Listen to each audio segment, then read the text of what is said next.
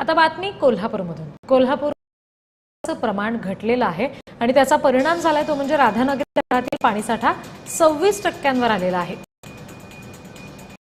कोल्हापूरमध्ये पावसाचं प्रमाण घटलेलं आहे। राधानगरीचा पाणीसाठा 26% आमचे प्रतिनिधी अमरसिंह पाटील आपल्याला आणखी तपशील देत आहेत, बघूया। जून महिना संपत आला तरी पाऊस अजून कोल्हापूर जिल्ह्यात म्हणावा तसा पडले नाही। हे धरण जे आहे ते राधानगरी धरण राजश्री छत्रपती शाहू महाराजांनी कोल्हापूर जिल्ह्याची आणि शेतकऱ्यांची पाण्यापासून वंचित राहण्याची हे धरण बांधण्यात आलं, परंतु या धरणामध्ये सध्या पाण्याची कमतरता आहे।